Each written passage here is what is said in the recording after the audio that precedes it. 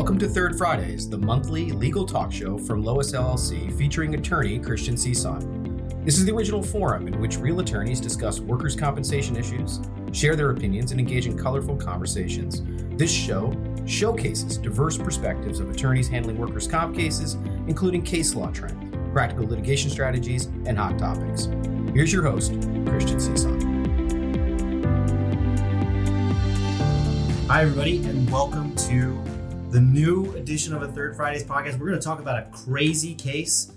Summer is, I guess, over, right? By some people's standards. We're past Labor Day, and this is now the September edition of the podcast. If you missed last month's episode, it's one of the best ones of the year, every single year, because it's the mock trial finals. We had 3 attorney finalists and 3 paralegal finalists vying for a prize that I now know the winner of each category, which is exciting.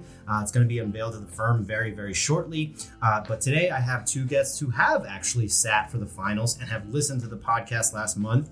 So I'm going to welcome back to the show Connor Wetherington and Addison O'Donnell. Welcome back, guys.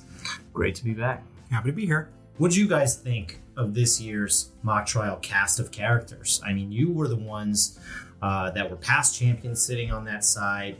You've been through all of it. And you've also had the opportunity to now be judges and assess people's progress through the competition. What did you guys think of last month's show, to put it in perspective for our listeners? You know, I thought it was really great. You get to really see the talent that we have here at LOIS from an attorney standpoint as well as a paralegal standpoint. And you mentioned it, Christian, you hope that our competitors don't listen to that and try to poach our paralegals, because they did a great job. Ryan, Josh, and Priyanki, they did an amazing job. I thought it was really great. And then from the attorney side, Alexa, Tomer, and Corey, I thought everybody did a tremendous job, and I know it's a lot of pressure sitting on that side of the table, but whoever comes out, it will be well deserved. You know, I've always loved the mock trial program, and I've said it before, I've said it on this podcast, because it's your time to strut your stuff to other people and other teams that you don't normally work with, that you don't normally see on a day-to-day basis. And that being said, you know, everybody essentially showed us what they've got. I mean, it was amazing to see cross-examination in action. It was, and you know what? I also say try new things. So it's great to see these associates, you know, pushing new theories, trying new cross-examination techniques, because this is the time to do it. I do have to say, you know, Alexa, I believe during the last podcast said that the mock trial that I chaired was very unforgiving, and I actually agree with her. I agree with her. That year was notorious because everyone went in blind every single prompt, every single month, and so it was essentially someone called it Judge Judy live. I mean, it was some weeks were so hard, some months were so unexpected, and so you know what, Alexa, no offense taken.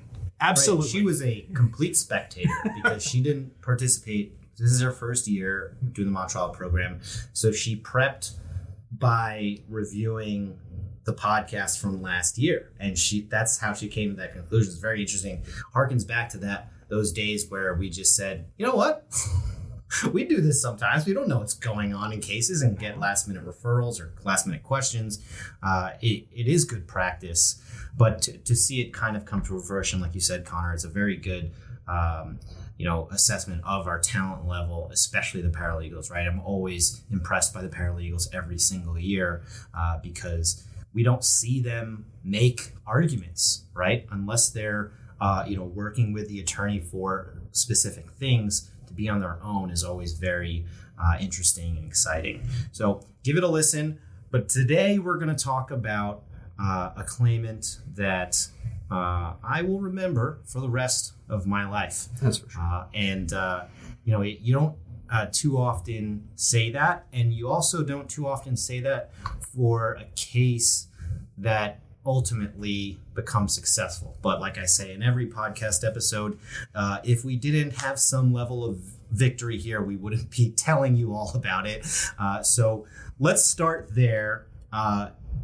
what happened in this case from the workers' compensation level, Connor, and how can we summarize that very succinctly to get us to where we are now?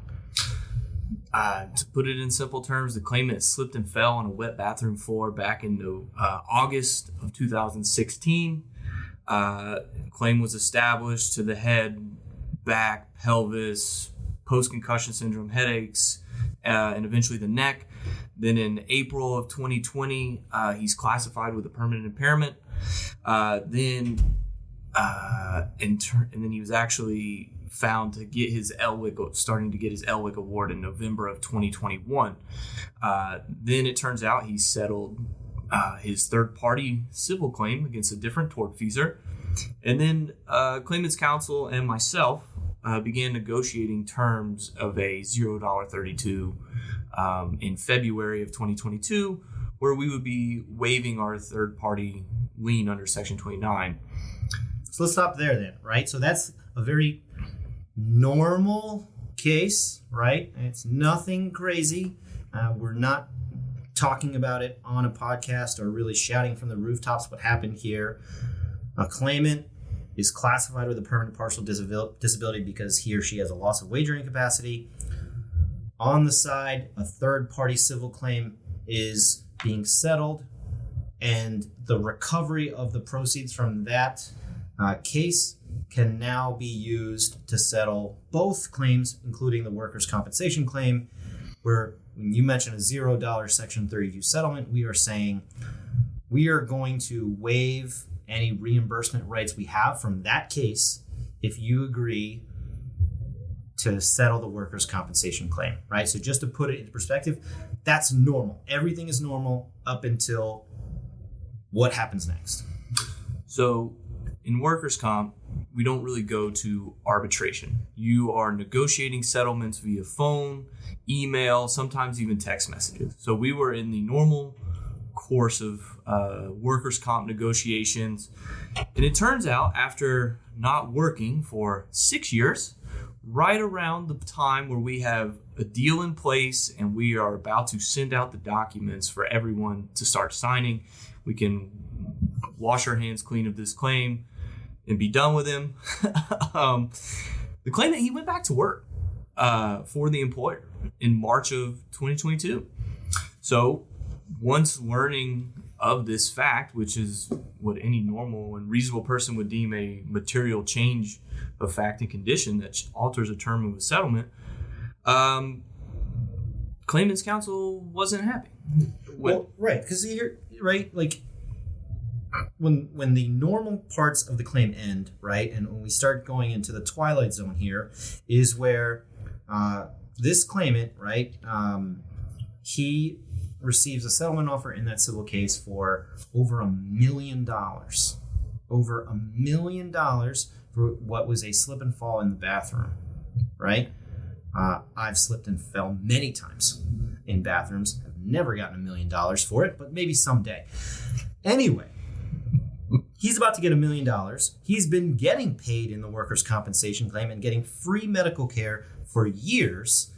And then once he realizes that it's kind of over, he almost wants more money. So he goes back to work and decides to start this, crazy game that is kind of coming to an end, but took us a while to get there. So he comes back to work. Connor, continue from there. Yeah, so he went back to work, and once learning of this fact, I went back to our adversary and said, hey, your guy went back to work. The terms of the agreement have to be redrafted.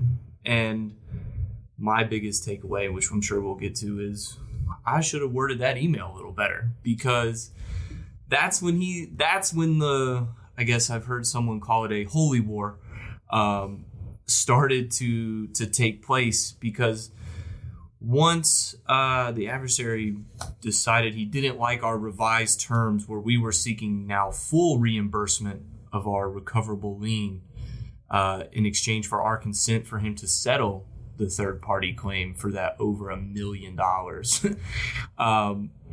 he proceeded to engage in litigation outside of the workers' comp court. See, I have to jump in there again, Connor, because I mean, it's very nice that you're humble about wanting to, recreate a better position. But I actually don't think you needed to change the wording of your email. I think it was perfectly on point with where we needed to be. I mean, yes, I do think that if litigation comes out of an email, then of course I'd want everybody to look at their actions and see what could be done better.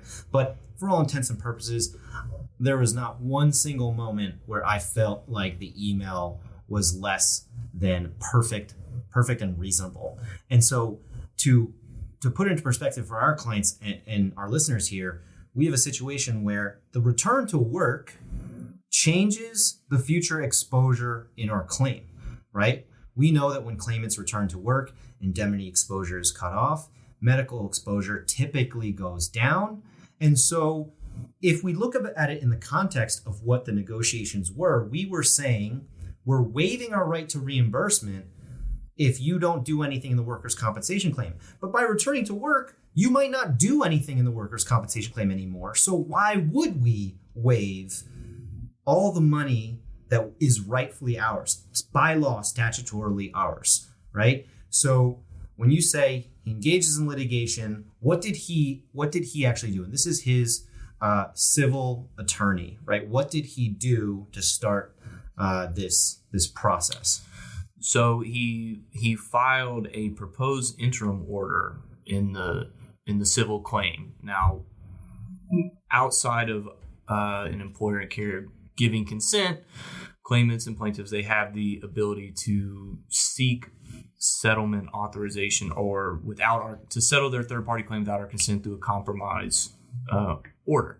However, he did not follow the actual protocols that are outlined in the Section 29.5 statute. So we then had to file motions and oppositions, which was fun for me because I got to do something outside of comp. Felt like I was doing, I don't want to say real lawyering, but I was doing something outside of what we normally do. It's full service, right? I mean, I think that, it's not every day, but we definitely have attorneys in our office that are actually in person, litigating cases. We have attorneys appearing virtually for civil cases as well. And it's a place where, yes, like we're not expecting it to go there because we find ourselves very adept at predicting how things are going to end in particular claims. But, sometimes, and, although I don't enjoy the way that this particular attorney really took it, there was some part of me that, attorney to attorney, I was like, I guess that's kind of creative, right? To try and reach an end for your client, even though maybe you don't have the best arguments on your side. So we're in civil court for this motion. What happens?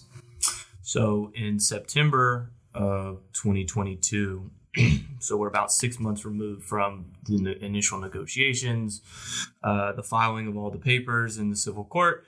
Well, the judge agreed with claimant's counsel. And what that meant was that there was an enforceable $0 Section 32 agreement where our client was deemed to have waived their Section 29 lien, and the claimant can settle their third-party claim. And obviously we did not agree, and because it's factually and legally incorrect for a judge to do that, as the workers' comp has exclusive jurisdiction over Section 32 settlements in resolution of these workers' comp claims. And so then we proceeded to take it higher to the Fourth Department in the Appellate Division. Yeah, that's where we'll maybe turn it to Addison here, right? I mean, I think this is part of where, we can enjoy really the fruits of our success because, we are at the 50 attorney mark very soon, if not already by the time of this publishing. And the idea of preparing for something like this, going to the Fourth Department, I can tell you it was certainly a treat to have to, have our own mock trial, right? Where we could play Aaron Zimmerman. We can play the potential judges in this case, right? How could we work together to create a result for you? And what was your process in preparing these arguments at the Fourth Department level? Sure. So the task was a mighty one. It was figuring out how to tell the right story. And there are many ways to tell the stories, right? You could tell a story chronologically, once upon a time, blah, blah, blah, blah, blah, blah, and then the end. You could also, pull a Quentin Tarantino and tell a story thematically, right? Where time is on the back end and really, action and themes and, the underlying emotion is what drives the story. Here, I actually wanted to tell this story in a way where the assumptions based on the underlying facts of the case were spelled out. And the assumptions were quite clear. They were quite simple, right? I think Connor's email was perfectly worded because the assumptions that upheld that email, that were underpinning these correspondences, was that it was for negotiations referable to a workers' compensation settlement. So any correspondence back and forth is essentially negotiations, not subject to authorization without the board. But I digress. So in terms of the preparation for this, the story goes as this. The judge believed that because these emails, when put together, appear to look like an agreement, which I disagree, because those emails are together, therefore the Section 29 waiver applies. Therefore, the lien gets waived. And because the lien is waived, therefore the Section 32 agreement is approved. But that's totally wrong, right? If you tell the story chronologically, that does make some semblance of sense. But that's not the case here. The case is actually reversed, right? There's no jurisdiction to approve a Section 32 agreement in civil court, right? And because there's no jurisdiction to approve a Section 32 agreement in civil court, that means there's no jurisdiction to find that the 29 lien is waived. And because there's no jurisdiction to find that that is subject to waiver, that means the underlying negotiations had no meeting of the minds, period, right? So it was really unraveling the spool and then re-raveling it back up in the opposite way. So that was essentially the story that we had to tell. That was essentially the process. Yeah, and so we make those arguments, and it almost felt like law school, right? Where, it's before judges who they've read our paperwork, they've read our briefs, our arguments, and it's not, presenting. I mean, you use like a timeline or chronology aspect to talk about the theory of this case, right?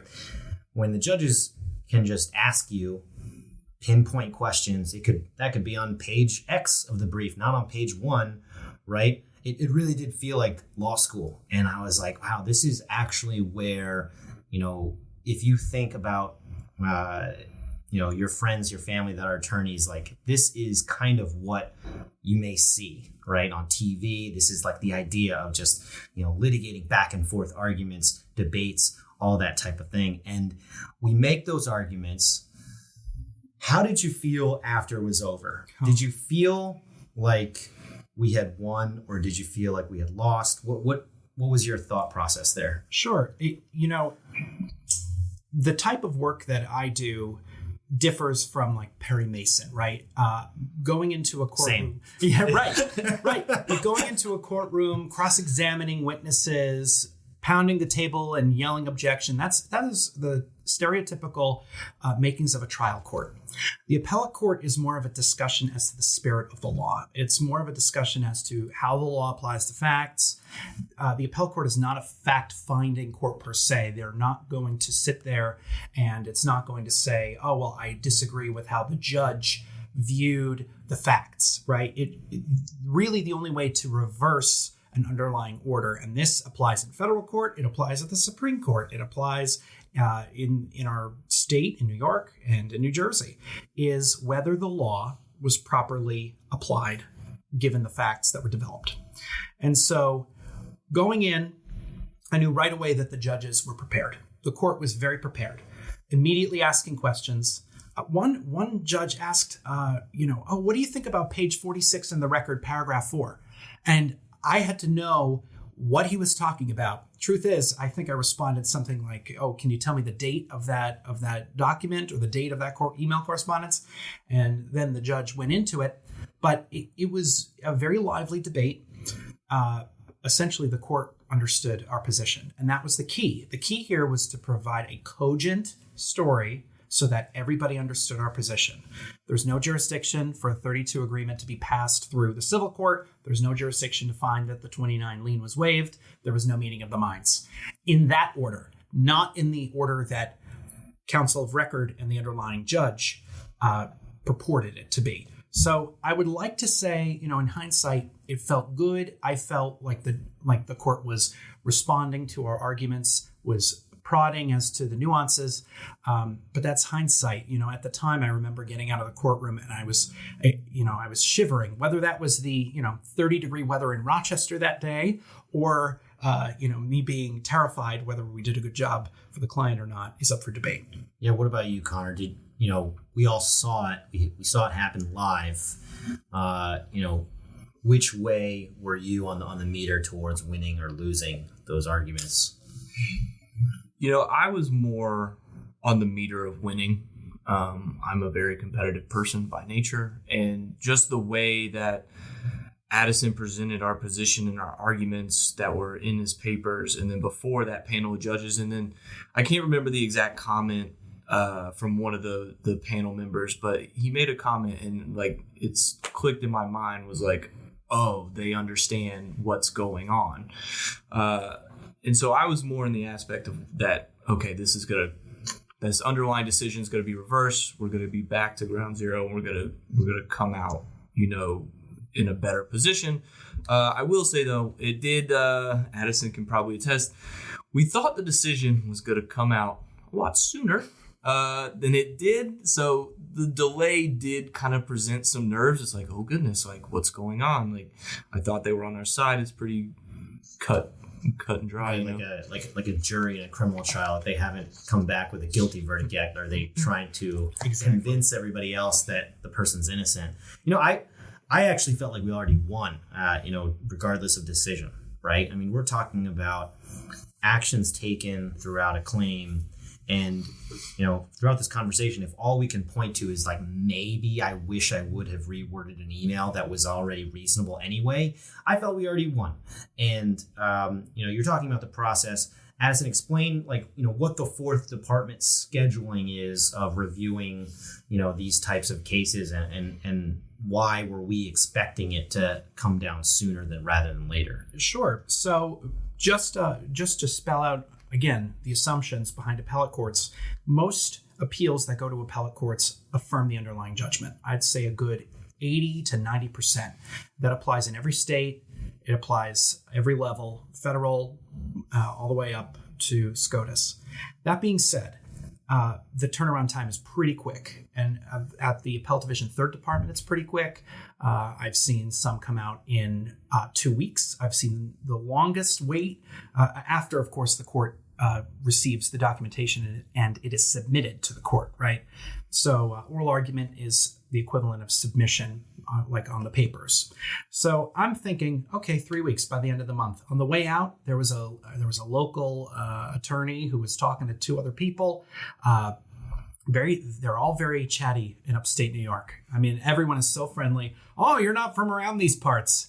Well, you could, it was my Jersey accent maybe. But, I said, so how, to these attorneys, while I was getting my coat on, leaving, how, fast do these decisions get released? Oh, 3 weeks. Don't worry, 3 weeks. I'm thinking 3 weeks, the end of the term. Great.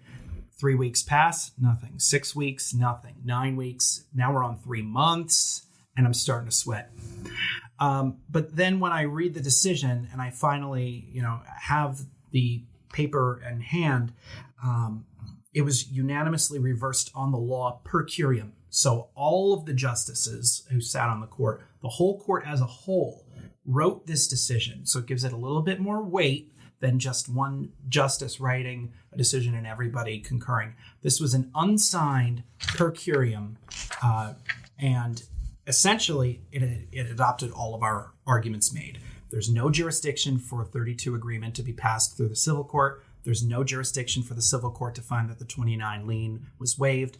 And even though the court did not reach the question of whether there was a meeting of the minds, the court described it as academic, which is moot. It's a legal principle that it's basically the controversy has been resolved. So there, it won't waste its time and determine the other arguments. But nevertheless, the court found that the Workers' Compensation Board is the proper jurisdiction. I was over the moon. And I froze. I mean, I knew that it was a good decision. I knew that we had a good presence. I knew that we had a good argument. It sounds obvious when you say it out loud, right? The Workers' Compensation Board needs to approve Section 32 agreements, period, right? Without the board, there's no agreement. It can't be enforced. But when you're living through it in real time, it can get scary. There are many sleepless nights. Yeah, you want to win the ones that you feel like you should win, right? So I'm sure there's a little bit of that. But also, you just have to think that if it's not coming out this way, then what is going to happen in the future, right?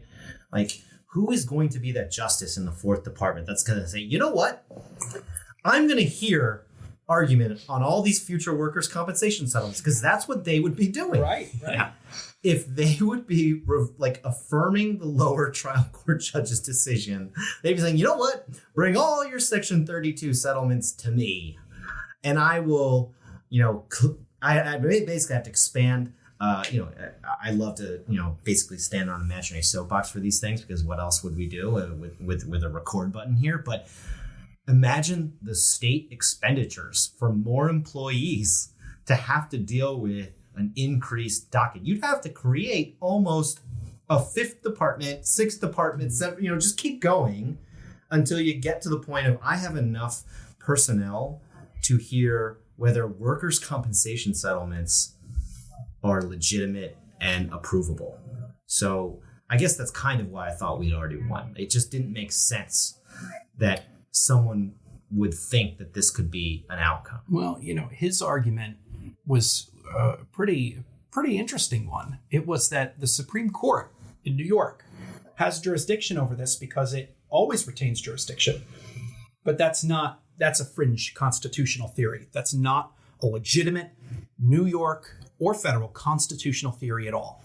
When the legislature passes a law incurring specific jurisdiction over a certain matter, such as administrative law, such as the workers' compensation system, that it's called delegation doctrine. So that delegates essentially the legislature's power to the executive, and that's what we're doing. Had the plaintiff here originally filed in Supreme Court, we might have a totally different argument. But the plaintiff here filed as a claimant in the workers' compensation system. And so, we brought home this victory. We brought home a more stable, predictable, controllable legal landscape. Well, yeah, that's a great way to kind of summarize it. It's essentially, what we knew to be true from the outset, and to feel justified and supported by, these justices of the appellate division. It does make you feel good that, from the employer standpoint in a workers' compensation context, we don't always have to get beat over the head with a mallet. This is a place where the law can be upheld correctly, despite some of our horror stories that have, run through the gamut here. Since then, obviously, we won't get into what's happened at, other proceedings with this particular case. But Connor, we can probably say that decision has led to some more favorable discussions, some favorable outcomes for us on the side of getting this case to be closed, right? Yeah, without getting obviously into too much detail, what's taking place, over the last 3 weeks. Actually, yesterday, it did come really to a favorable resolution for us and our client in terms of what we're going to recover for our lien, and so our direct reimbursement. There were some sticking points about some line items that should be included in the payment ledger and be used when calculating the gross amount of the lien, as well as division of the settlement for loss of consortium between the plaintiff himself and the plaintiff's wife, which would overall affect what our future credit would be, because we would only be able to take future credit based off what the claimant himself receives, not what his wife receives. So ultimately, the claimant's counsel, he I guess had to bow down to my terms and that are most favorable for us, and so we should be wrapping it up here pretty quick. Well, don't knock on wood, right? Yeah, let's knock on wood. You never know what's going to happen once the documents are provided.